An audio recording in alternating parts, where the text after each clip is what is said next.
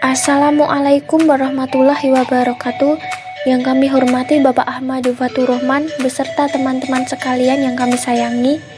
Kami dari kelompok 1 akan mempresentasikan hasil diskusi kelompok kami mengenai salah satu tokoh pemikir modern bidang tafsir Al-Quran yang bernama Muhammad Abduh. Sebelumnya saya ingin memperkenalkan anggota kelompok kami. Yang pertama, saya Septia Nurianti sebagai pemateri pertama, Diana Nurjana sebagai pemateri kedua, dan Aprilia Kusuma sebagai pemateri ketiga. Saya sebagai pemateri pertama akan menjelaskan poin mengenai sejarah intelektual Muhammad Abduh.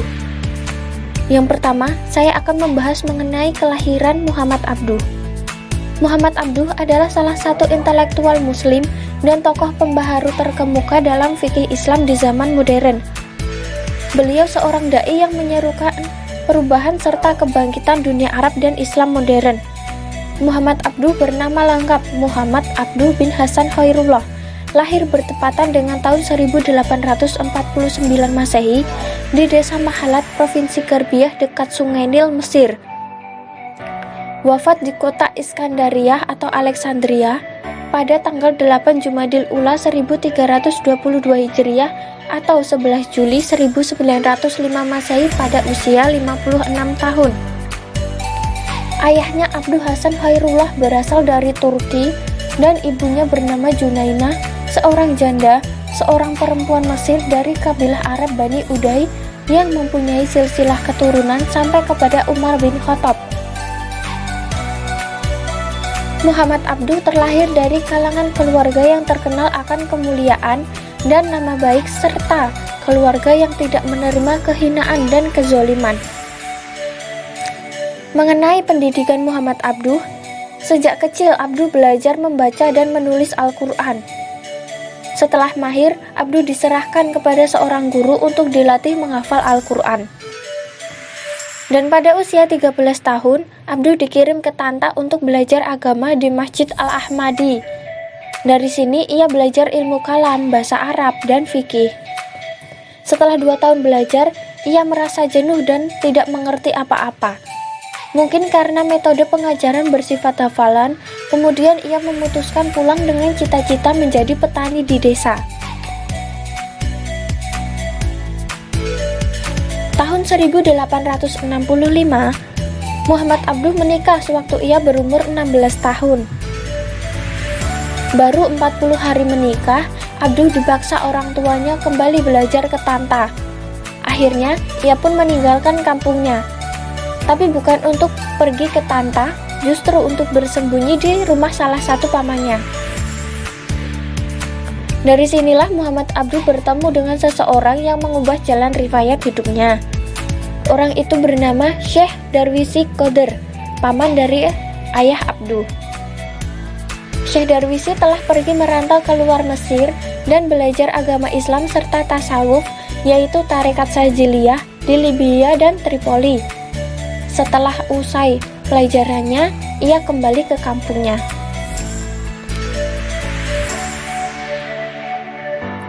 Syekh Darwisi tahu akan keengganan Muhammad Abduh untuk belajar. Ia pun selalu membujuk Abduh supaya membaca buku bersama-sama.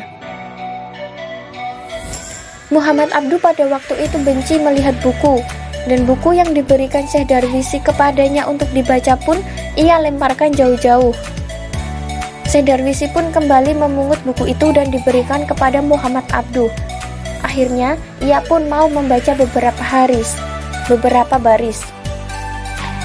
Setiap habis satu kalimat, Syekh Darwisi memberikan penjelasan luas mengenai arti dan maksud yang dikandung kalimat itu. Setelah beberapa hari membaca buku bersama-sama dengan cara yang diberikan Syekh Darwisi, Abduh sikapnya berubah terhadap buku dan ilmu pengetahuan. Sekarang, ia mengerti apa yang dibacanya dan ingin mengerti serta mengetahui lebih banyak hal. Akhirnya, ia pun pergi ke Tanta untuk meneruskan pelajaran. Tahun 1282 Hijriah, Muhammad Abduh kembali ke Masjid Al-Ahmadi di Tanta. Ia telah mengerti apa yang diberikan oleh gurunya dan apa yang dibacanya sendiri. Apa yang dipahaminya itu kemudian ia sampaikan kepada teman-teman sepelajarannya. Beberapa bulan kemudian, Muhammad Abduh pergi ke Kairo untuk meneruskan pelajaran di Al-Azhar. Di sini pun Abduh kembali kecewa karena metode pelajarannya sama dengan yang ia dapatkan di Tantah. Maka ia pun mencari guru di luar Al-Azhar. Dari sinilah Abduh belajar ilmu-ilmu non-agama yang ia tidak dapatkan di Al-Azhar. Antara lain yaitu filsafat, matematika, dan logika. Abduh mendapatkan ilmu-ilmu tersebut dari Syekh Hasan At-Tawil. Dunia pengabdiannya sebagai seorang pendidik ia rintis di Al-Azhar. Gebrakan pembaruan pertamanya mengusulkan perubahan terhadap Al-Azhar. Abduh yakin apabila Al-Azhar diperbaiki, kondisi kaum muslim akan membaik. Dalam pandangan Abduh, Al-Azhar sudah saatnya untuk berbenah dan karena itu perlu diperbaiki. Terutama dalam masalah administrasi dan pendidikan di dalamnya, termasuk perluasan kurikulum yang mencakup ilmu-ilmu modern, sehingga Al-Azhar dapat berdiri sejajar dengan universitas-universitas lain serta menjadi mercusuar dan pelita bagi kaum muslimin pada zaman modern. Ketika kembali belajar di Al-Azhar pada tahun 1869, Muhammad Abduh berjumpa dengan Jamaluddin Al-Afghani, seorang mujadid atau pembaru terkenal di dunia Islam yang mengunjungi Mesir ketika itu. Afghani di samping sebagai tokoh terkenal di negeri seribu menara tersebut, juga dikenal sebagai penggagas kebebasan berpikir dalam bidang agama dan politik. Perjumpaannya dengan Afghani ini mempunyai implikasi yang sangat besar bagi perkembangan pemikiran rasional Abduh. Hal istimewa yang diberikan Afghani kepada Abduh yaitu semangat berbakti kepada masyarakat, menghantam kekolotan dan taklid. Abduh bertemu dengan Afghani pertama kali bersama dengan Hasan At-Tawil, teman dan gurunya di bidang filsafat, logika, dan matematika. Dalam pertemuan itu, mereka berdiskusi tentang ilmu tasawuf dan tafsir. Sejak pertemuan itu, Abduh tertarik kepada ilmu Al-Afghani yang berpikiran modern, dan pada akhirnya Abduh benar-benar mengaguminya dan selalu berada di sampingnya. Tidak hanya itu, Abduh bahkan banyak menarik mahasiswa lain untuk belajar kepada Al-Afghani. Di samping berdiskusi tentang ilmu-ilmu agama, mereka juga belajar kepada Afghani pengetahuan-pengetahuan modern seperti logika, politik, ilmu ukur, filsafat, sejarah, hukum, dan ketatanegaraan.